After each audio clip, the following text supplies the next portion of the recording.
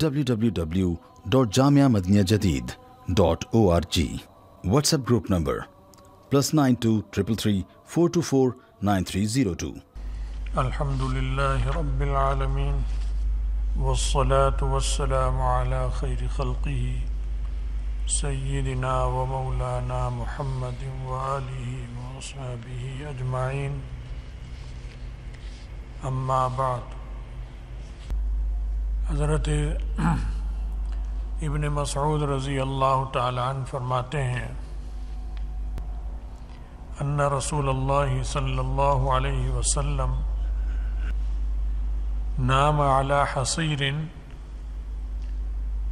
فقام وقد اثر فی جسدہ، کہ رسول اللہ صلی اللہ علیہ وسلم نے آپ رسول اللہ صلی اللہ علیہ وسلم ایک چٹائی پر سو رہے تھے،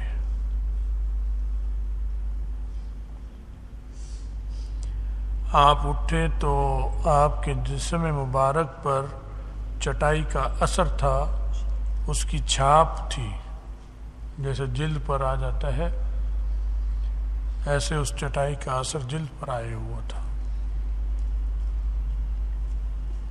یا تو اور چادر نہیں ہوگی، براہ راست جلد اس سے لگ رہی ہوگی، یا اگر باریک چادر ہو اور چٹائی موٹی ہو تو اس چادر کے باوجود بھی اثر آ جاتا ہے جلد پر۔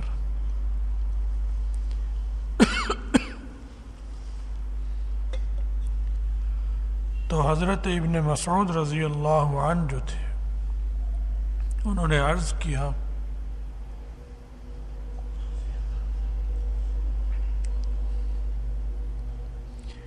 یا رسول اللہ لو امرتنا ان نبسط لک، اگر آپ ہمیں حکم دیں تو ہم آپ کے لیے اچھا بستر بچھا دیں، چادر ہو، گدا ہو، جو بھی ہوتا تھا اس وقت چمڑے کا، روئی کا، وہ بچھائیں گے جناب کے لیے۔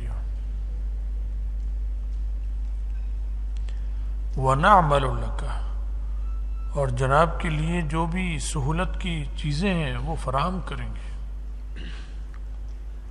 تو یہ تو اس طرح جناب رہ رہے ہیں، وقت گزر رہا ہے اور مناسب نہیں لگتا، اپنے اعتبار سے انہوں نے یہ فرمایا۔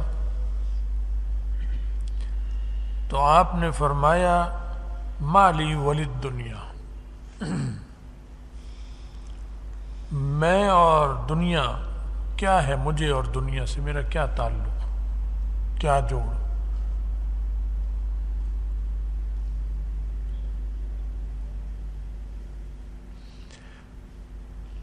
وما انا والدنیا الا کراکب استظل تحت شجرہ، میری اور دنیا کی مثال ایک سوار کی ہے، مسافر کی ہوتا ہے، جیسے وہ سواری پر چل رہا ہوتا ہے اور چلتے چلتے راستے میں کسی درخت کے نیچے آرام کرتا ہے تھوڑی دیر،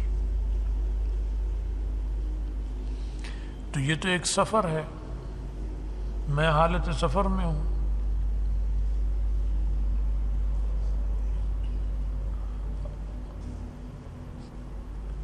تو پہلے اس دنیا میں آنے سے پہلے بھی سفر، ماں کے پیٹ میں کچھ دنوں کے لیے ہوتا ہے، وہاں بھی مسافر ہوتا ہے، ماں کے پیٹ سے پھر دنیا کے اوپر آ گیا تو بھی مسافر ہے، کیونکہ یہاں آیا ہے تو جانا ہے، وہاں بھی آیا تھا تو جانا تھا، کچھ عرصے وہاں رہا، جتنے دن اللہ کو منظور ہوتا ہے وہاں سے منتقل ہو گیا ادھر۔ اب یہاں پر کتنے دن رہنا ہے یہ بھی اللہ کو پتہ ہے، تو یہ تو حالت سفر ہے، وہ کہ آیا ہے یہاں پر، یہ نہیں ہے کہ زمین سے پہلے یہ تھا اور اس نے زمین اپنے رہنے کے لیے بنائی. ایسا نہیں ہے، انسان نے نہیں بنائی، نہ وہ اس سے پہلے تھا. زمین پہلے تھی اور اس پر یہ آیا. تو معلوم ہوا یہ زمین کسی اور کی ہے اور یہ خود بھی کسی اور کا ہے. تو فرمایا کہ میں تو مسافر ہوں. تو جیسے وہاں مسافر ہوتا ہے ماں کے پیٹ میں ایک عرصے کے لیے،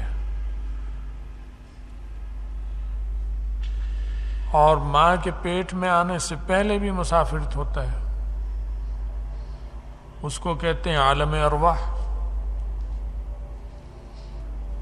وہاں روحیں جمع ہیں اس عالم میں، جنود مجندہ، لشکر ہے روحوں کا، ایک خاص مقام وہاں ایک مدت کے لیے ہے، وہ ہمیشہ کے لیے نہیں ہے. وہاں سے ان کو ماں کے پیٹ میں منتقل کیا جاتا ہے جسم میں. تو وہاں بھی ایک عرصے کے لیے ہیں. وہاں سے کب آنا ہے انہیں خود نہیں پتا. وہ فرشتہ پکڑ کر لاتا ہے اور اس جسم سے اس کو جوڑ دیتا ہے ماں کے پیٹ میں. تو اب یہ روح اور جسم دونوں یہاں کچھ عرصے کے لیے آئے. تو مسافر تو جب کہیں رکتا ہے آرام کرنے کے لیے درخت کے نیچے تھوڑی دیر کے لیے، تو وہاں پر تو جتنی کم سے کم چیزیں ہیں وہ کرتا ہے، کیونکہ پھر چلنا ہوتا ہے اس میں. اب درخت کے نیچے آرام کرنا ہے تو وہاں پر کیا ہے، صوفہ بھی لاؤ، فرنیچر بھی لاؤ، قالین بھی لاؤ، اور مسحری بھی آنی چاہیے، مخمل کی یہ بھی اور مخمل کی چیزیں وہ بھی. آرام کرنا ہے آدھا گھنٹہ اور سامان فراہم کرے 5-10 گھنٹوں والا جو اتنی دیر میں آئے گا. تو یہ تو پھر بے وقوفی ہوئی، سمجھداری کی بات نہ ہوئی. سمجھدار تو کہے گا بس چادر بچھاؤ یہ اور لیٹیں تھوڑی دیر اور پھر چلیں. تو فرمایا میری مثال ایسی ہے اور حقیقت بھی یہی ہے. یہ آپ کی مثال تو آپ نے فرمایا ہے ہر ایک کا یہی حال، مسافر ہے یہاں.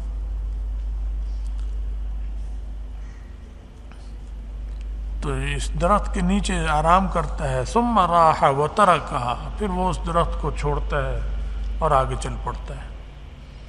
تو یہاں کچھ دن کے لیے آئے، کچھ دن رہ کر پھر اس درخت کو جس کے نیچے، گویا آپ درخت کے نیچے ہیں جتنے عرصے کے لیے بھی ہیں، تھوڑی دیر کے لیے، پھر یہاں سے ایک دم منتقل ہو جائیں گے اور زمین میں چلے گئے.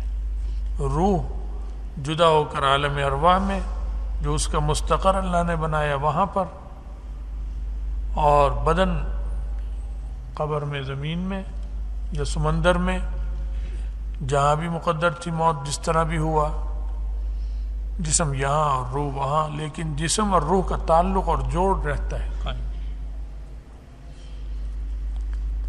تو یہ پھر وہاں بھی کچھ عرصے کے لیے. تو یہ راز کی چیزیں تھیں جو انسان پہنچ ہی نہیں سکتا تھا ان حقائق کی طرف اگر انبیاء علیہ السلام نہ بتاتے. تو آپ نے فرمایا کہ یہاں یہ نہیں ہے کہ سب کچھ چھوڑ دو، بس عارضی سمجھتے ہوئے جو ضرورتیں ہیں وہ فراہم کرو. یہ نہیں کہ ضرورت ہی فراہم نہیں کرنی.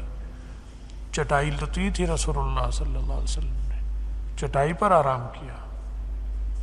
یہ نہیں کہ چٹائی بھی ہٹا دو. پھر جوتے مبارک بھی آپ کے وہیں تھے، چادر بھی تھی، تہبند تھا باندھ رکھا ہے، عمامہ تھا لیا ہوا ہے. تو یہ تو ضرورت کی چیزیں یہ لینی ہے. اور ساتھ اگر بیوی بچے سفر میں ہوں تو درخت کے نیچے جب آرام کرے گا تو اس حساب سے سامان لے گا، بیوی بچوں کا بھی، بیوی کا بھی، بچوں کا بھی، یہ بھی اور وہ بھی. ضرورت کی چیزیں وہ منع نہیں ہے، وہ لینی ضروری ہے.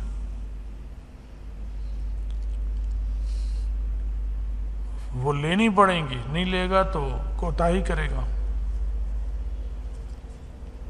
تو فرمایا کہ بس دنیا میں جو بھی ہے، شوہر ہے تو مسافر، بیوی ہے تو مسافر، ماں ہے تو مسافر، باپ ہے تو مسافر، اولاد ہے تو مسافر، سب حالت سفر میں ہے.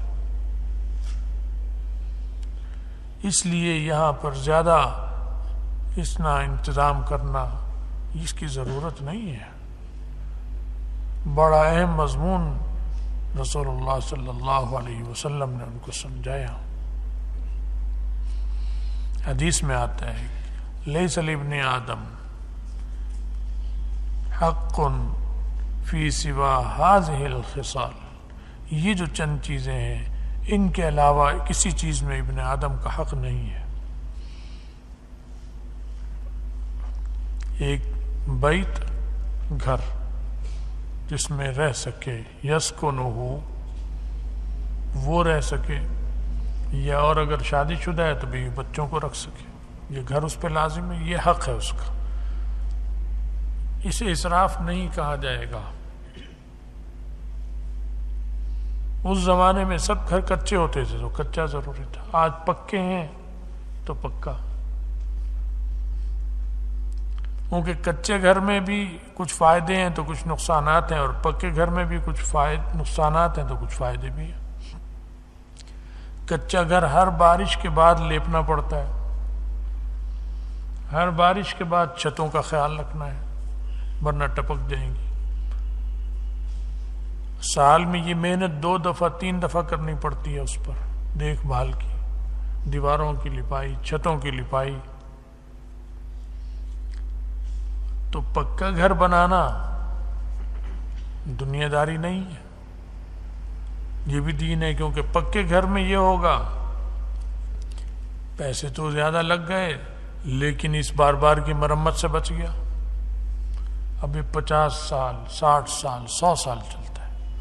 تھوڑی تھوڑی مرمت کبھی ضرورت پڑتی ہے سالوں میں، وہ دیکھ بھال کرتے رہتے ہیں، گھر چلتا رہتا ہے. تو یہ ٹھیک ہے. اتنا یہ تو حق ہے کہ یہ گھر وہ لے جس میں وہ خود رہ سکے، اپنے بچوں کو رکھ سکے، اپنے ماں باپ کو رکھ سکے. تو ایک گھر جس میں وہ رہ سکے.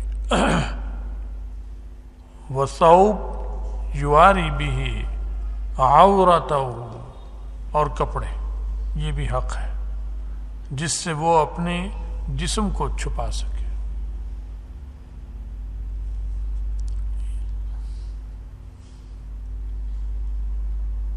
اور ارشاد فرمایا وَجِلْفِ الْخُبْزِ، اور روٹی کا ٹکڑا اور پانی.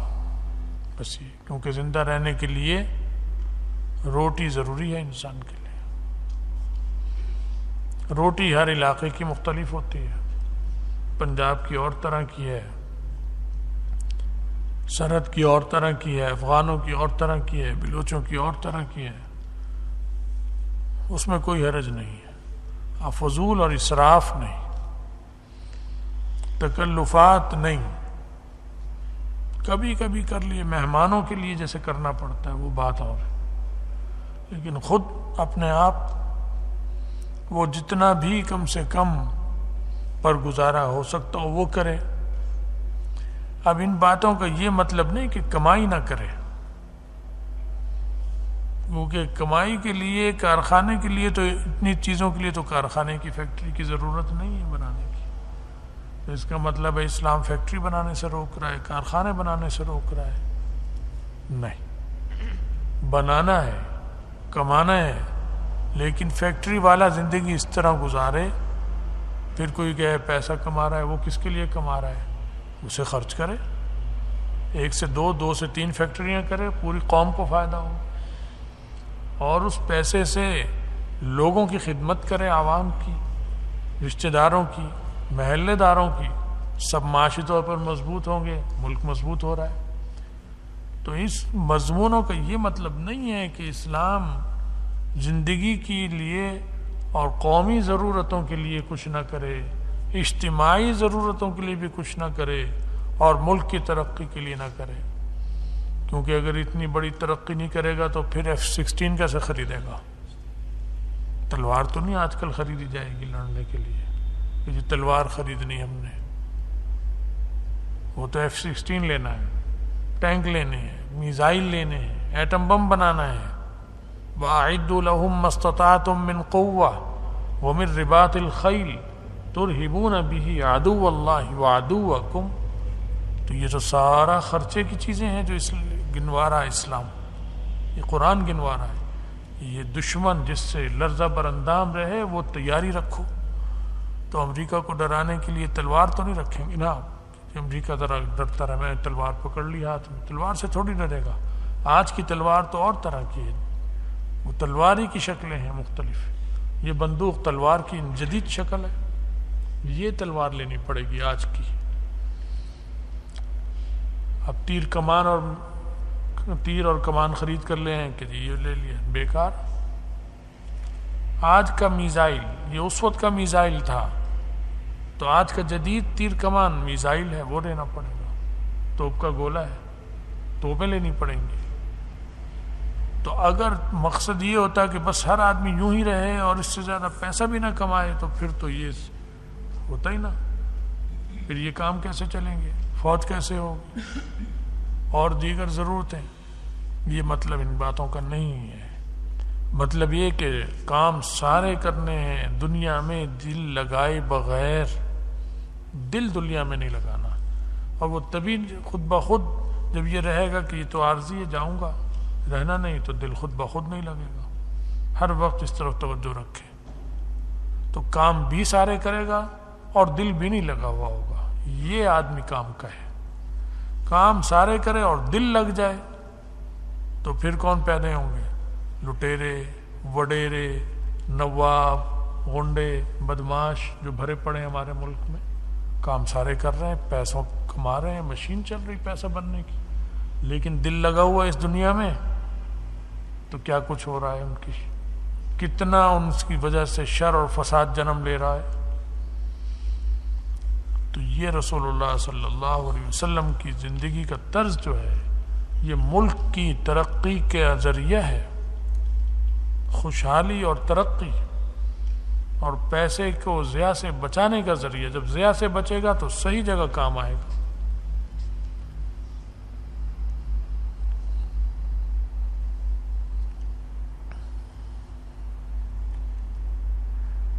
تو یہ جو طریقہ تھا زندگی گزارنے کا بہت سادہ، یہ رسول اللہ صلی اللہ علیہ وسلم نے بتایا ہے، سکھایا ہے اور عمل کر کر دکھایا ہے، عمل کر کے دکھایا۔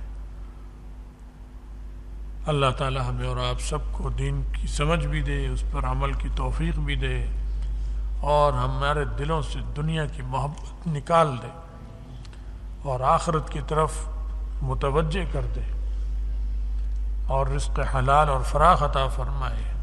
مال ہو لیکن مال کی محبت نہ ہو۔ ہم سب کا خاتمہ ایمان پر فرمائے، اور آخرت میں رسول اللہ صلی اللہ علیہ وسلم کی شفاعت اور ان کا ساتھ نصیب فرمائے۔ وآخر دعوانا ان الحمد للہ رب